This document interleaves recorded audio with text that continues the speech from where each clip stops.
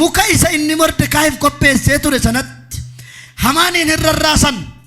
Ergasii aariin mootichaa hin qabbanaa'e jedha.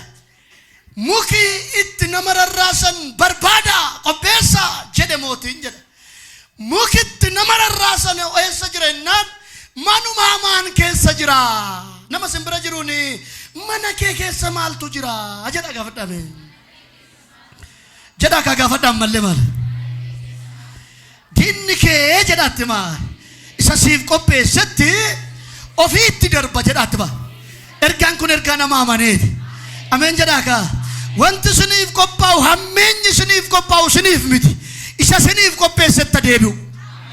Kutaa kana gaafa ilaaltan macaafa Asteer kana irratti Asteer Mordekaayiifaan Yihuudoota akka ta'an argina. Nama guyyaa hundumaa Yihuudoota balleessuuf koratu tokko immoo argina. Hamaan namni jedhamu beektu seenaasaa karoorriif kaayyoon isaa kan biraan hin jiru. Kaayyoon ni qabu Yihuudoota qomoo jedhaman tokkotu nambisin nam fixa kan jedhudha ajajinni yeroo hundumaa. Abjuun inni yeroo hundumaa abjootuu fi kaayyoon isaa yeroo hundumaa balleessuudha. Eenyuun qomoo Yihuudoota balleessuudha karoorri isaa. Karoora kan biraan qabu hamilkaan nyaatan jiraatanii karoora qabu habadanii karoora qaba maleessa. Karoora isaa keessa garuu Waaqayyo hin jiru. Karoora Asteerfaa keessa garuu karoora Yihuudootaa keessa garuu karoora Mordekaayiifaa keessa garuu Waaqayyotu jira. Ameen jedhaa maaloo. Karoora koo keessa jedhame Waaqayyotu jira jedhaa kaayyaan. Namni dubbanne hin jiraatin ergaadha kun sagalee Waaqayyooti jabaadha fudhadhaa. Karoora kee keessa Waaqayyo yoo jiraate karoorri seexanniif namni sirratti karoorsuun milkaa'u. Abjuu biraan qabu waraqata afaan garaa garaatti kee barreeffatee guyyaa itti warri Yihuudootaa dhuman ajaja baasee mana mootii keessa mootiitti dhiyaatee jiraata. Kaayyoon isaa garuu maaloodha balleessuudha. Eewun nama qajeelaa saba qajeelaa balleessuudha. Waaqayyo garuu tole hin jenne. Jireenya keessan balleessuuf, mana keessan balleessuuf, waldaa keessan balleessuuf, olii gadi kan fiigu isa yaadatti deebisa Waaqayyo. Seenaan hin jijjiirama galmee galagalcha Yesuus. Ajandaa kan biraan qabu mootii guyyaa tokko gaaffii gaafate eenyuun? Asteeriin maal akkan sii godhu barbaadda? Waan ati barbaaddu sii godha natti mi'e. Bulchaa biyyaati mootii guddaadha. Gaaffiin gaafatu garuu maal barbaadda maal sii godhu jennaan ariifattee deebii kennuu didde afaan isheetu xaxame dubbii dhiifteetu boritti naafa darbu jette. Waaqayyo akka isheen dubbattu hin barbaanne. Maaliif Hamaani ganaa waan hojjetamu waan hafe jira. Kanaafoo dubbiin har'a miti bor. Yeroo ati eddetti ta'u yoo dide akeeknatti akeekte ta'u yoo dide dhiisati wayiif ta'e. Ameen jedhaa maalo. Harruma galgala waa ta'ee bula maqaa Yesuusi. Sababni isaa galmeen hin ilaalamne namichi mootii du'a oolche gaarii godhe tokko hin argamne. Abjuun hin abjootamne ganaa har'a galgala abjootama. Har'a galgala mootiin irra badama. Har'a galgala mootiin taasaama. Kanaafoo boritta darbu. Maaltu innani maddu boritta darbu. Ati garuu waan goota Hamaanii wajjin nyaatan qopheessu maaddiin qopheessutti naa dhiyaatta. Eewun mootii wajjin Hamaanii wajjin. Hamaan isa gam isa hamaa akka itti Asteer. Hamaan isa hamaa itti hamaatti sin kennu Yesuus. Nama keessaa akkoo hamaan jiraamu. Raawwatee ma balleessuu kan karoorsu. Raawwatee dhuma rakkina kan karoorsu. Raawwatee ma du'a namaatti kan gammadu. Hamaan jiraamarrayyuu Waaqayyo garuu hamaatti sin kennu. Hamaanitti sin kennu Waaqayyo. Dubbiin galagasha jedhaa era gooftichi. Nama maneef taa'eera ergaadha naan jedha abbaan koo adaare. Galangasha dubbii naan jedha Yesuus. Eewuf hamaantu jira. Isumaa wajjin kottaa ees maaddiitti naa dhiyaadhaa. Akkasii eeyyee tole. Hamaan keessan mana mootii keessa gaafa deemaa gadi ba'u Mordekaayi balbalarra taa'ee ilaalee akkasitti hin jedhe lafaa ka'uu fi dide namana kabajuu dide namana.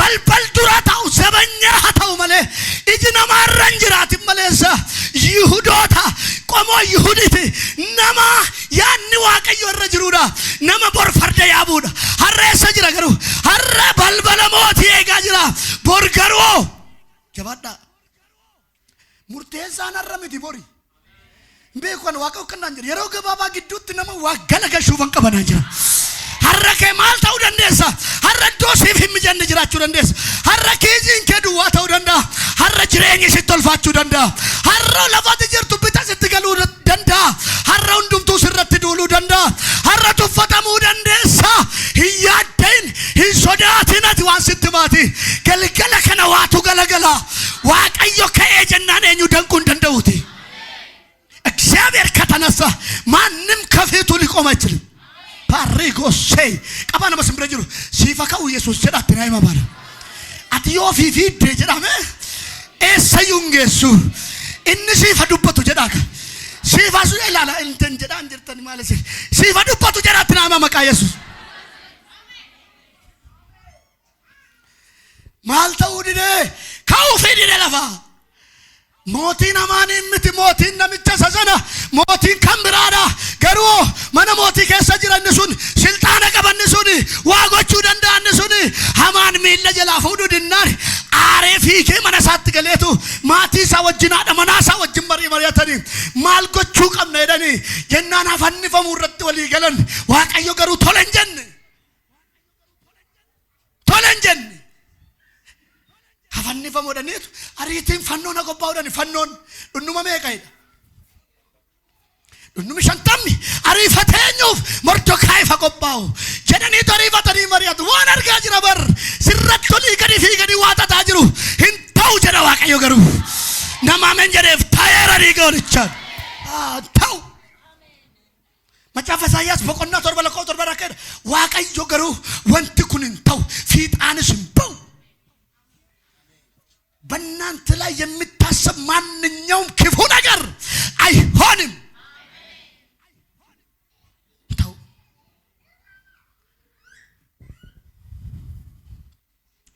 አሪፈተኒ መሪያተን ቆሞሳጅ መሪያተኒ አጀንዳ ቆጴሰኒ ፈኖ ቆጴሰኒ ሶፋ ብለን ሲስሬሰኒ ሚጀሰኒ ነመቀ ጄላ በልበል ረጅሉ ተፈነሱፍ ነመረ በልበል ረጅሉ ተፈትን ነመረ ሲገድ ጅሩን ተፈትነት ነመሲ ገድ ፈቱን ተፈትን ነመሲ ገድ ጅሬኛ ጅራቱን ተፈትን ቦርዋን እንተውም ቤቱቲ ዋቀዩ አመሉ መሳተከሲ በልበል ዱራ ነመካሴ ተረና ማነመዳባ ዋቀዩ አመሉ መሳተከሲ ነመረ ተራዳ ጀነ ሞልካሴቱ በየት ሙልሳቲ ዋቀዩ አመሉ መሳተከሲ ነመቱ ፈተማ ከበጃቲ ዋንሲ አርገን ዋንስኒ አርገ ሰበ ዋቀዩ አናቶጀ ተድመከ ጀዳ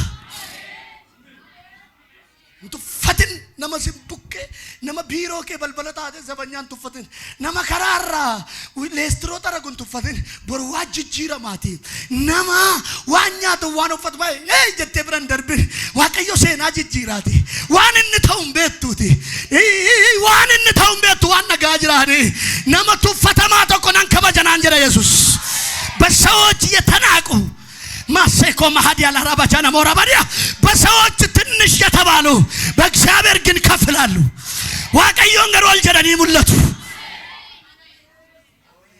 ማሪያናል ከንከነ ማሪያ ተበ ሃማና ጀባሙ ከንጀዱ ሞርዶካይ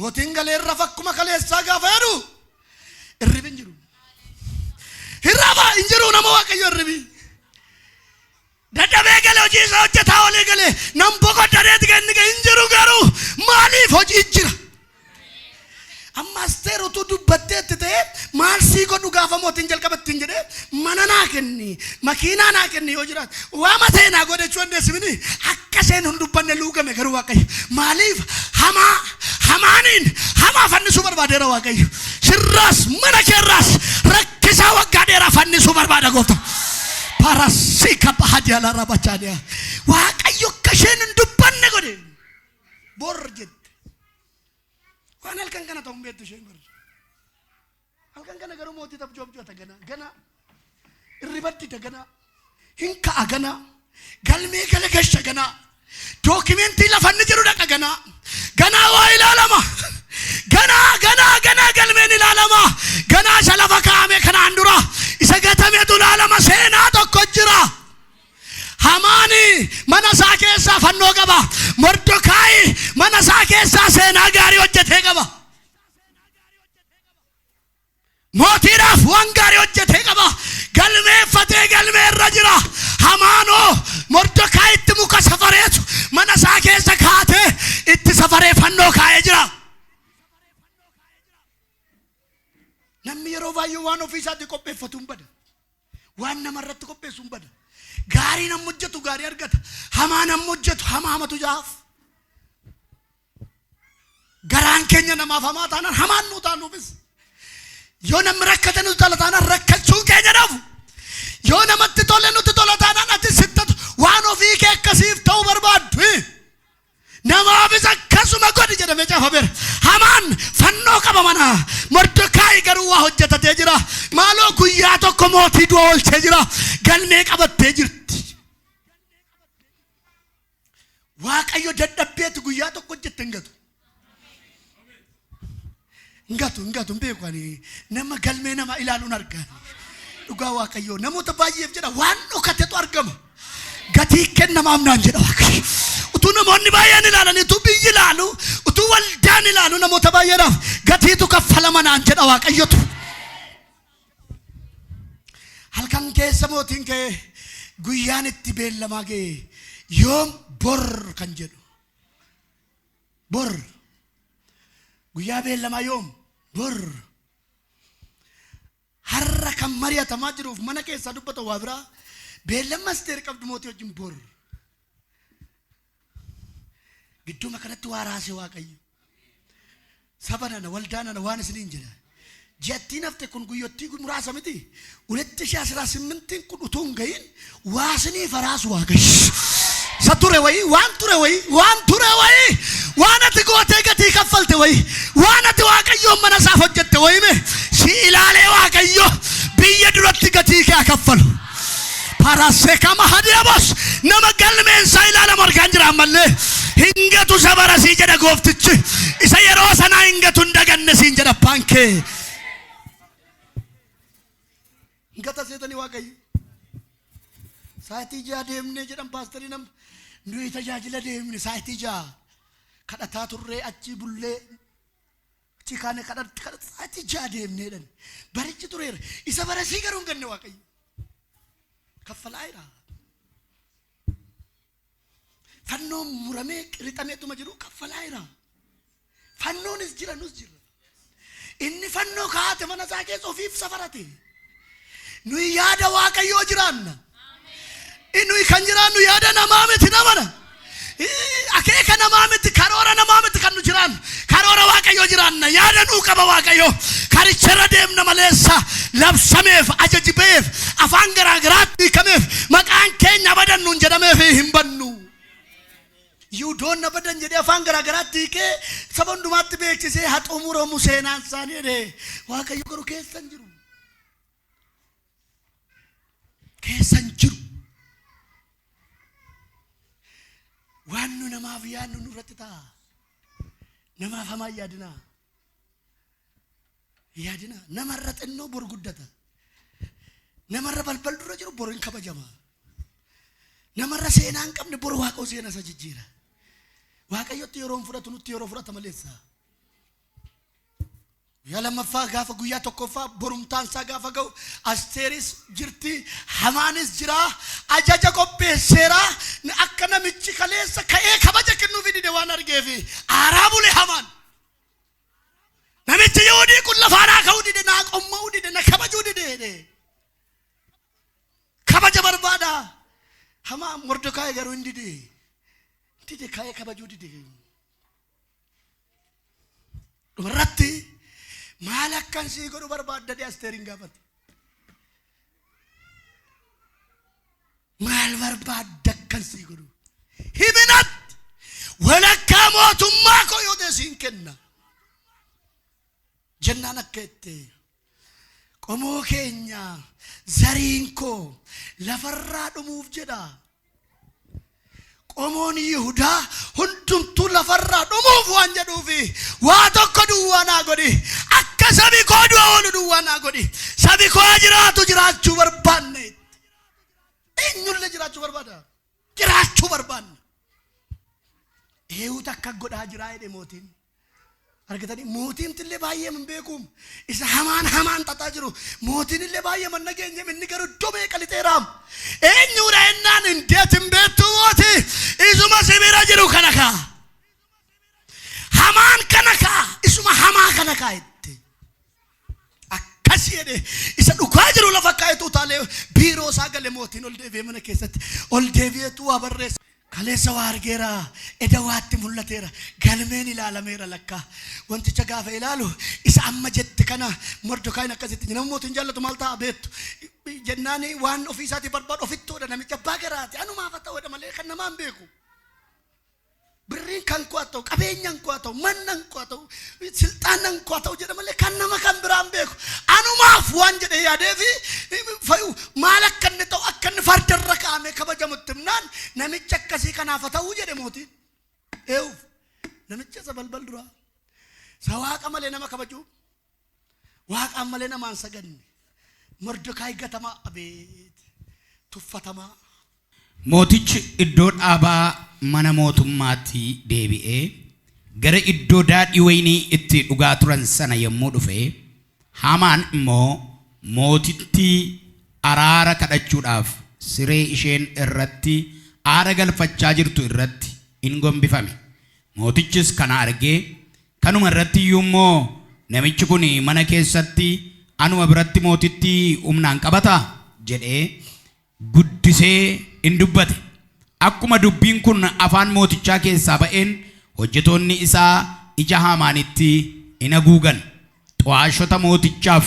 ergaman keessaa inni Harboonaa jedhamu tokko kunoo mukti itti nama rarraasan dhundhuma 50 kan ol dheeratu mana Haamaan keessa jira Haamaan muka kana Mordokaayi isaa waan gaarii dubbatee lubbuu mootichaa oolche sana itti rarraasuuf qopheessee ture jedhee yommus mootichi mukichatti hamaanuma rarraasaa jedhe kanaaf jarri muka isa inni Mordokaayiif qopheessee ture sanatti Haamaanin in rarraasan ergasii aariin mootichaa hin qabbanaa'e abeet abeet abeet abeet abeet mootiin akka aare gaafa argu edhala kan na dhibe kana aaree ka mootiin ba'e gaafa argu dhaqee Asteeriin siree irra teessu qabate kan inni dhaqee waa biraan miti barre kadhachuuf dhaqe Asteerooyi na oolchi mootiin aareera jennaan Waaqayyo moo jijjiireetti mul'ise namichi kun Asteerii wajjin ciisuu barbaada jedhe Waaqa itti guddiseetti argisiise kan ilaalutti akka biraatti itti mul'ise wayifan jedhe baran wayifan jedhe Waaqayyo mee iyeedhaasin ergaan dubbadhu kun ergaa namaati sinii safaranii jiru itti fannifamu in salphataa in qaanofti siin jechaa jiru karaa tafti galman geessu nyaatamti jedhu hin nyaatamtu siin jedha garuu Yesuus raabosee kama hadiyaa warra maneef ta'eera dhiiga walichaati dukkana keessa dhokatanii namoota baay'ee irratti hamaa kan yaadannaan jedha Waaqayyo walittan isaan deebisa warra kan kootii garuu karaan itti argisiisa jedha Yesuus nisilaayyoo amnaan ammammoo kunoo mootii Asteeriin qabachuuf jettaa jedhaniin gaafa mootii akka jedhu utumanni achi jiru ija isaatti maal godhan jedha